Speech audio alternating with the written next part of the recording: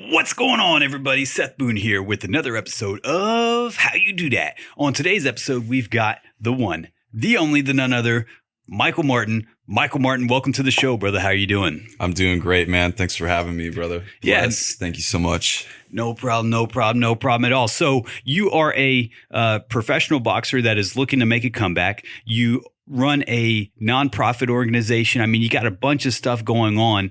Let me know a little bit more about you. Where did it all start? What piqued your interest? What got you into boxing? What got me into boxing? You know, that's a hard thing to answer, Mike. I think boxing entered my life at the right time, and under the right circumstances. And it, honestly helped me make a complete transformation for the better. And that kind of ties into what we're trying to do with the nonprofit because, we're trying to use it to enrich people's lives. Okay, awesome. What age? How old were you when you first started boxing, when you first picked up your pair of mitts or started watching it on TV? When I started training professionally, I would say about 22, 23. 22, 23. Who was some of your inspiration? Who were some of your role models growing up in the field of boxing and then just in general? Who are your role models? 1,000% Mike Tyson and Muhammad Ali. Okay. 1,000,000%. All right. Without a doubt. Those are my two favorite fighters. I definitely modeled my fighting style after Mike Tyson, with the guy just was never scared. He was ferocious, he was tenacious and he was fierce. And I always try to model myself after him as a fighter. And as far as character, Muhammad Ali, I mean, he was a great guy. He's my hero. I mean, everything he did was solid. He was just a good person to the bone. And, I think that means a lot too. Because, that means a lot. That's awesome. Yeah. So you took the mind state, the mentality, and you watched them from all different angles. When you get in the ring and you're boxing, are you peekaboo style? Are you Philly shell? Are you a mixture of a couple different ones? What's kind of your go-to? It's hard. And, especially as a boxing trainer, what I've seen lately is that your coach notices way more about the way you move and how you fight than you do. And so it would be, incorrect and inaccurate for me to describe my own fighting style. But my coach, big shout out to Brent Bowers. Thank you so much, coach, for everything we did. I actually spoke on the phone with him earlier today. He described me as a stalker. And the way he described that I fought that way was because I would just kind of follow my opponents around and strike. Okay. I wouldn't take a step back. And I would take my time going in and wait for the right punch. And then I would capitalize on it. If somebody's listening to this right now and they are on the fence about jumping into boxing, I mean, because obviously boxing really, to get in as a sport really isn't for everybody. For health benefits, I think just about anybody can benefit from the tremendous amount of health benefits that you can get from it. But as far as jumping in the ring and getting into the sport of boxing, what advice would you give them? What words of wisdom would you give them? For somebody who wanted to get involved in fighting for the first time? Correct. I would tell them to make sure it's something that they wanted to do and that they were passionate about because it's not for the faint of heart. And it's definitely a huge risk. Boxing is the most deadly sport. And you don't play boxing.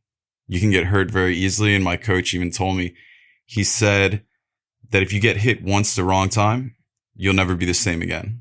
And that's the truth. I've seen it. So you all have to keep that in mind. Because you don't want to get involved in boxing unless you're willing to put your life on the line for it. I mean, you can't even have a boxing match unless an ambulance is present with a stretcher near the ring.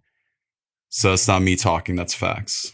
Yeah. I mean, that's some heavy stuff. I mean, it's reality, right? So in regards to injuries, everything like that, have you ever sustained any injuries in the ring? Have you ever broken have you ever broken your hand? Have you ever had a broken nose? Anything like that? Have you ever sustained anything in a fight or in a sparring match or anything? In sparring, the worst injury that comes to mind immediately is the time that I think I almost dislocated my arm and I broke it. Oh, wow. I was a young man and I wanted to be a tough guy. And I didn't want to say anything to anybody in the gym. And I remember walking out to my car, barely being able to drive home, even though I only lived 5 minutes away. And as soon as I got in the car, I just started yelping in pain. Wow. It hurt that bad. I didn't seek medical attention. As far as other injuries, I definitely sustained some brain damage. And it's something I had to work with and get over. It took quite a while, but that's boxing, man. You got to pay to play, and you better be good. You better have your defense on point.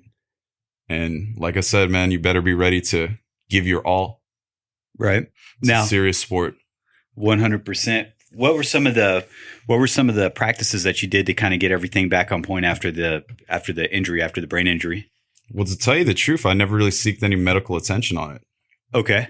And that was probably a mistake, but it's just something I dealt with on my own. And, I did let it heal. And later on, fortunately enough, I was able to get some pretty good brain scans and everything's back to normal. You see, the interesting thing about your brain is that it's like any other part of your body, your shoulder, your knee, your wrist, whatever. If you injure it, it will heal, but it does take time. And I've actually done quite a bit of research on it. It heals quicker at a younger age, just like a cut or a bruise or anything. So you also have to keep that in mind as well. Okay. And I've done the numbers, the statistics. Your brain healing more towards your mid 30s. I think my accident was more towards kind of 28 or 25. Okay. And luckily that was a good age for it to really kind of have a bounce back. But, it is harder to heal as you get older. And the numbers decrease dramatically on the speed of your healing for brain damage as you get older. So. Wow. Okay. Yeah. If you go through it, it's definitely something that you'd want to go through as a young man. Now, you seem like a very well-traveled individual. Where are you from? I'm from Houston, Texas. Okay. All right. Born and raised. I've been all over the country. Europe is one of my favorite places to be.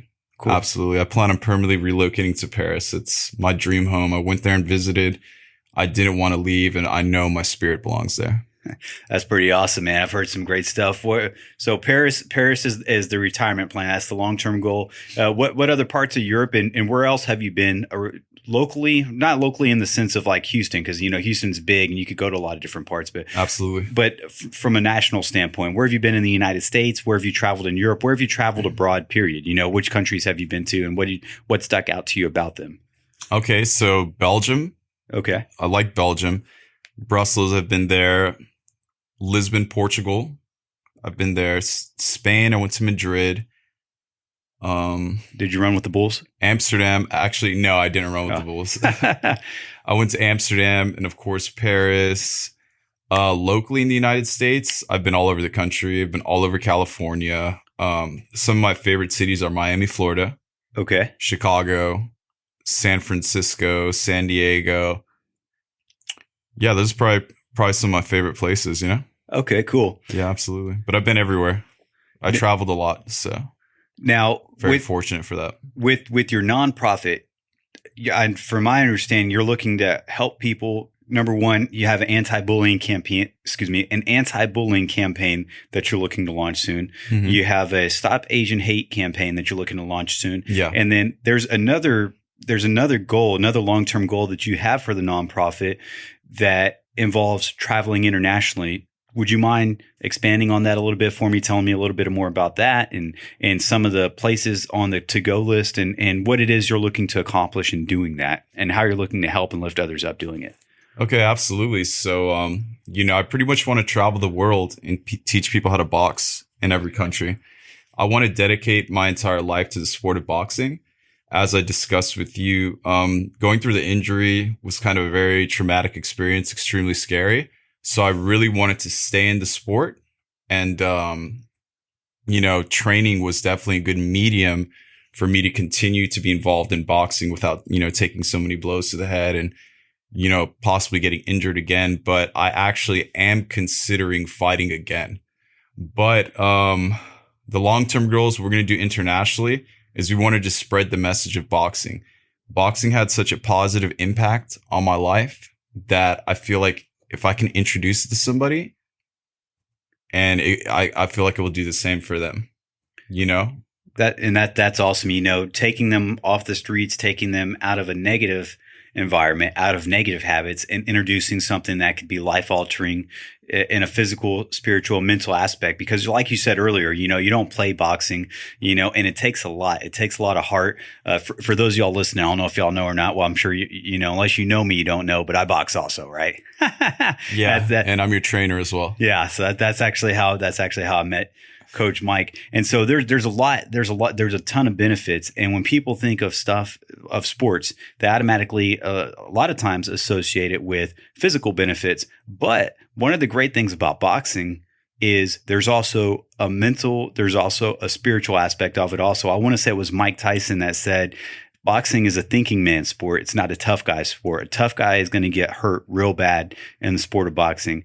And so there's a lot to it. There's a lot of dynamics involved. And all in all, it's fun. It develops grit. It develops mental fortitude, mental toughness. And there's just a whole bunch into it. And I just want to say again, thank you for what you do. It takes a lot of heart. And I think it's awesome that you're looking to give back to the community and take what you have learned and what you love about the sport and pay it forward to others. I think that's awesome. On your IG, Alchemist Fit. There's I even saw a video not too long ago that you were posting, where you were training the youth. So you're looking to help people of all different ages and everything like that. Anybody who could benefit from boxing, I definitely would like to help them. Okay. I would like to make boxing accessible to the public. All right. I see working out as a luxury in today's day and age because not everybody can afford to. Right. Not everybody can afford to hire a boxing coach from anywhere from $60 to $80 an hour for 1 hour private boxing lessons. So interestingly enough, I'm really dead set on charity and nonprofit work. I'm really trying to train people who can't afford it. Okay. I think everybody should be able to box. I don't think it should be a rich man's sport. I want to teach everybody lessons on how to box. At least teach them the basics, if anything, and let them run with it. And as many lives as I can touch and people I can help, even better. The more, the merrier. That's awesome. I've got another question for you because I've heard of different athletes going vegan, and I know people from different walks of life that have gone vegan. You yourself are vegan, correct? Yeah, I'm a vegan. For sure. Cool. What was it that kind of spurred you in that direction? Was it just, hey, I've watched an episode on Netflix and let me give this thing a shot? Was it your love for animals? Was it a mixture of both, or did you want to use it to kind of get a competitive edge, or a mixture of all three? What was it that kind of spurred you down that road? Honestly, to be honest with you, at first it was more for health reasons. Okay. I wasn't really too concerned with animal cruelty. But more, as I went down the road of my spiritual awakening and started researching karma much more heavily, which I feel had a great impact on my life, I really started keeping in mind the things that happen to these animals and what they go through. And, I really don't want to contribute to that. And I really do consider, I'm not here to judge people and things like that, but I really do consider eating meat almost like a form of cannibalism. It goes really deep into things. One of my favorite quotes is by Leonardo da Vinci. He said, "One day, men who eat meat will be looked upon the same as murderers." That's not the exact same quote, but it's something along those lines. Okay. And it's for like certain reasons too, because here's the thing. If you take a piece of chicken or a piece of red meat and you leave it out, it's going to rot. Right. And it's become putrid, disgusting. It lets off a horrible odor, and that's not even being left out that long.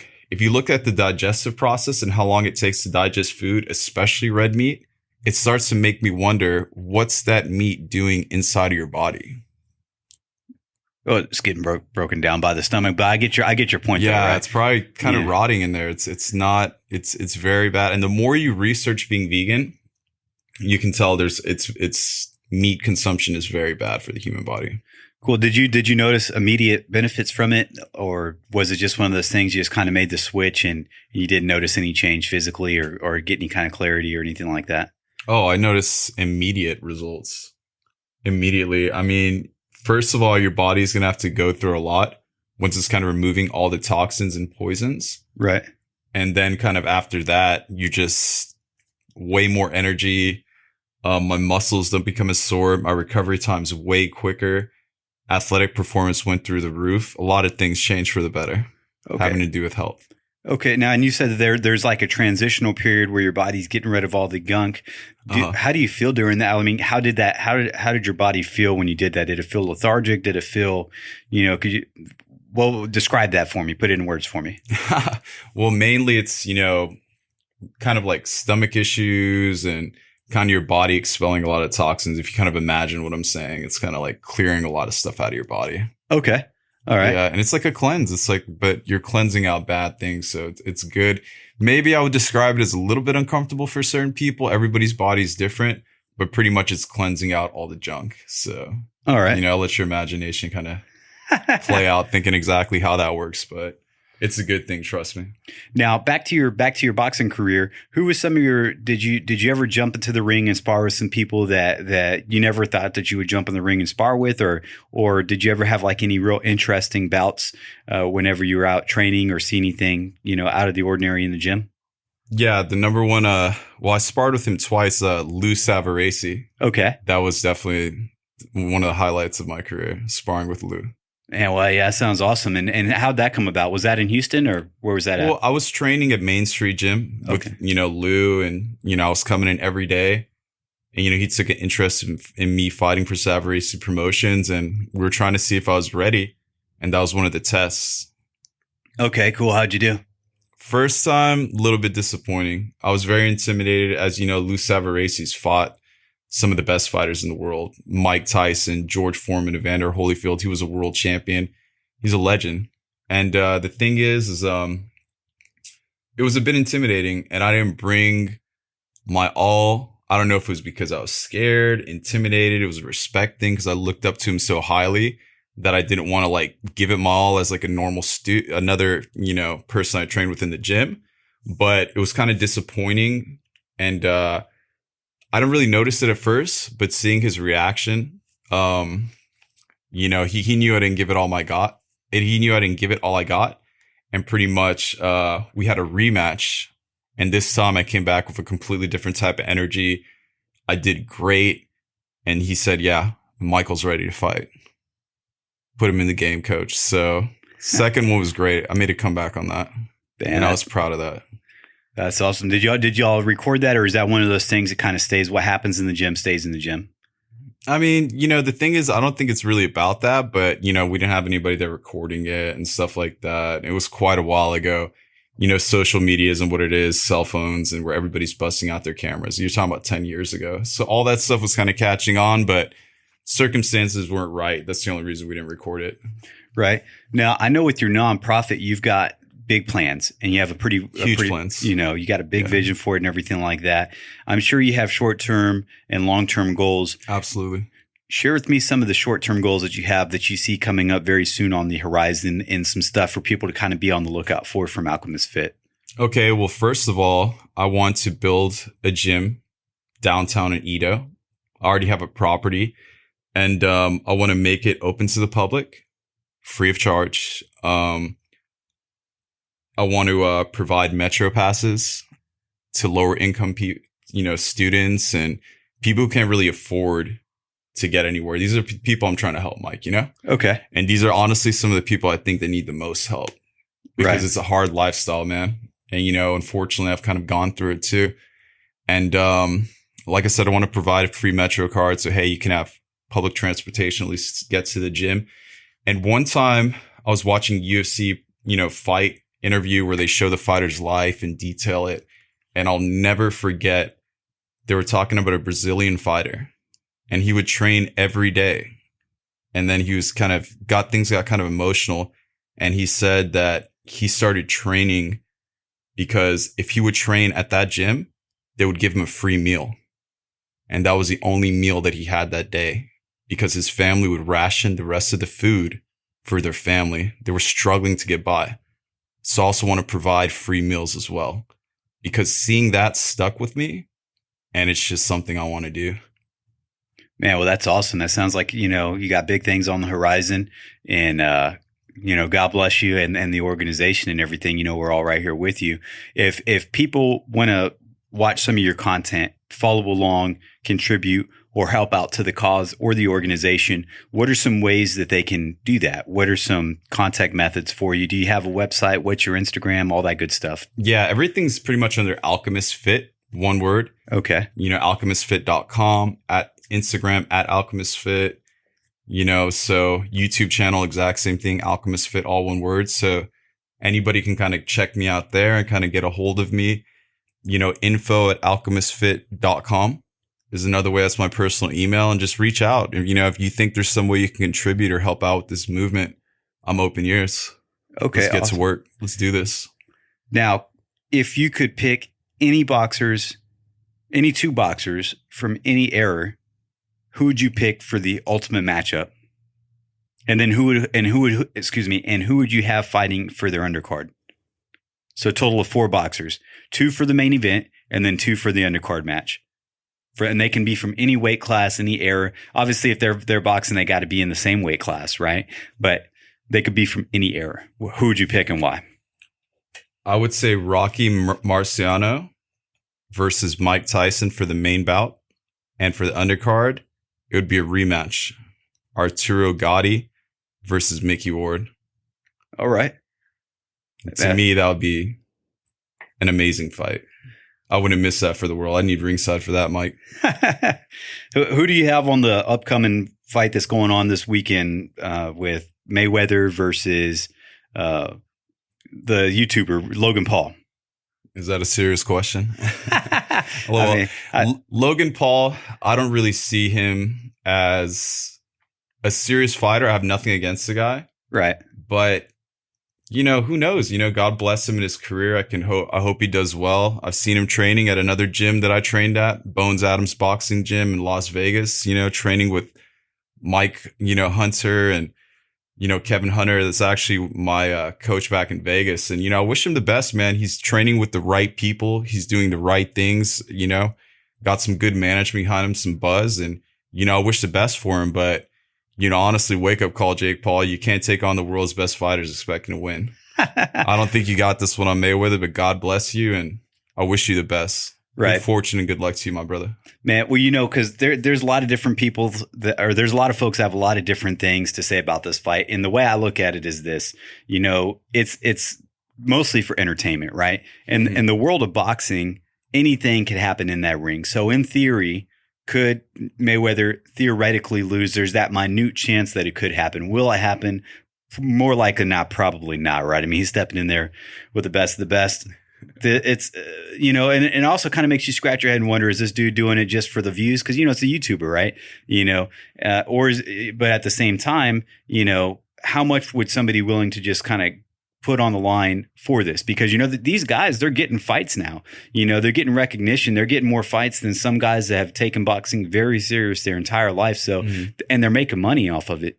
So absolutely, can you more power to them? Right. So can you really be mad at that? I say no. There's some folks that say, well, kind of dilutes the authenticity of boxing. But at the end of the day, it's not being publicized as a quote match, right? I mean, it is a boxing match. Like we said a couple times already, there is no playing boxing, but it's well known. It's an exhibition match. Is there going to be headgear? No, there's not. Is there going to be 12 rounds? No, but there will be 8. And when you have the best boxer going into the ring with somebody that I would say it would be fairly new to the sport, 8 rounds can seem a lot like 12 if it even goes to the full 8. So there's a lot there. As far as entertainment, is there really such thing as bad publicity? That old saying, any publicity is good publicity. As far as I think it could bring more people or attract more people to the sport, right? Some folks, maybe they watch YouTube and this is going to be their first time watching a boxing match or second time watching a boxing match. And who knows, maybe it sparks their interest and it brings and it gains a new fan to the sport. Because if you really love boxing, do you really think that an exhibition match is going to make you stop watching it? It's not going to make me stop watching it, so that's my little. You want to know how I feel about that? How's that? Well, I think anybody talking trash about Jake Paul is just a very negative person. You're always going to have your haters. You got to look past that. And hey, if these fights are bringing more attention to boxing, great. Just like you said. And, You can talk all the trash you want about Jake Paul, but the thing is I don't think he built his career overnight. I don't think he snapped his fingers and boom, he was an internet sensation. Right. So maybe he didn't put the work in the ring and it's a bit of a novelty, but hey, the guy got there for a reason. Right. Yeah. Because you got to put work into everything, right? Like Absolutely. A lot of folks nowadays, that's kind of an issue going on. They want something for nothing, but that dude dumped in multiple ridiculous numbers of hours to get to where he's at in the YouTube world and in the media and in the influencer world and in other stages of life. That takes discipline. That takes dedication, which is the reason why I think that he got as far as he did, in his new boxing career. So, that's Absolutely. Yeah. Now, he worked hard for that. He worked hard to get where he's at and enjoy it, and you're always going to have haters in life. You can't pay attention to them. Right. And the more, I've researched karma. I don't criticize people. I don't put people down. I'm not looking for reason to talk down on people. And if everybody thought that same way, the world would be a much better place. So haters going to hate, What are you going to do, Mike? Yeah. Well, you know what they say, where there's greatness, there's hateness, right? Oh, nice. I actually never heard that. That's gold, man. Yeah. That's 24 karat gold right there, brother. Man, you know what fight I'm looking forward to is Which one is that? The Pacquiao versus Spence. That is going to be an epic fight. The Spence versus Crawford, should that ever come to fruition, I think it's just a matter of time. That's going to be a great fight. But until then, we've got the Pacquiao versus Spence fight to look forward to. This going to be in August or September? Do you know? I'm not sure of the exact date, but Pacquiao, he's another great guy.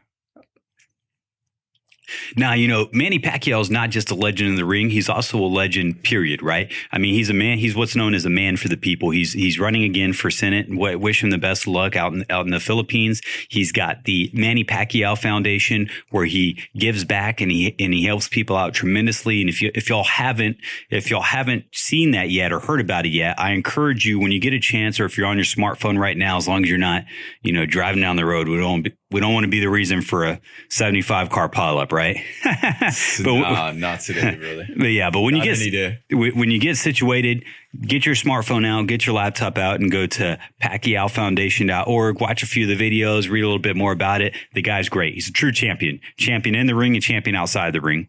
So that Pacquiao versus Spence fight, I think that's going to be an interesting fight. I can't wait to see that. Can't wait for that to take place.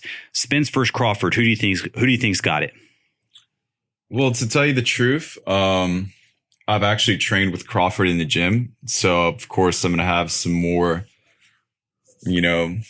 tendency to actually kind of wish the best for him because, obviously I've kind of met the guy, seen him in the gym. So Crawford's a great guy, though. He's a good fighter, and I hope he really takes it. Yeah, 100%, man. I mean, they're both great fighters, so that's going to be a spectacular fight to watch once eventually it comes to fruition. Again, I don't think it's one of those things that'll never happen. It's just the buildup, I think, is one of the things. It's been building up. Everybody's been asking for it. Everybody wants it. And, I think win, lose, or draw is going to be a great fight. Growing up, what sports did you play growing up? Did you play football? Did you play basketball, soccer, baseball? Did you kind of play out a bunch of different ones until you landed on boxing? Or was that really just like always your number one and only passion? Well, now that you mention it, I did play baseball when I was younger. I loved the batting cage. And that's actually great for hand-eye coordination, which is very important in boxing. So, okay, cool. Yeah. What position did you play? I don't remember. It was YMCA. Mike, right. I was super young. I think it was just something my parents got me involved in to stay active, but I was a huge fan of the batting cage and I loved hitting them out the park. Okay. I noticed you got the Yankees hat on. You like the logo, or are you a fan of the Yankees? No, I'm just a hat fan. That's cool. Yeah. I'm not really too into sports and things like that, to be honest with you. Never really been a fan of that. Okay. It was actually hard for me to watch, some of the professional fights that my coaches, would tell me to watch, fights that they were involved in or fights of legends that they personally trained, but I could just never get into organized sports. Okay. To be honest with you, I just never been a fan. I don't consider myself a competitive person, but 100% through and through, I am a fighter. Okay. All right. Now, again, let's run that back one more time. If somebody wanted to learn more about your nonprofit, if somebody wanted to reach out to you for either boxing lessons for themselves or for somebody else that they knew, or they wanted to contribute or just learn more, if you wouldn't mind giving us a second, letting us know all the different places they could find you at on Facebook, Instagram, website, email, all that good stuff. Where would they go? Where would you direct them to? Okay, so my link tree is Alchemist Fit, Linktree/Alchemist Fit, YouTube channel, Alchemist Fit, all one word. IG at Alchemist Fit. Everything's Alchemist Fit. I'm not hard to find. Okay, cool. And the website's alchemistfit.com also. That's right. Hey man, well, it doesn't get much easier than that. Ladies and gentlemen, this again is Seth Boone on another episode of How You Do That podcast. If you haven't yet, don't forget to give us a 5-star rating on the Apple podcast. If you're listening to us on Apple, hit that subscribe button on Spotify, Amazon Music, or wherever you're listening to. And until next time, God bless, lose the stress. I'm Seth Boone, and I'm out.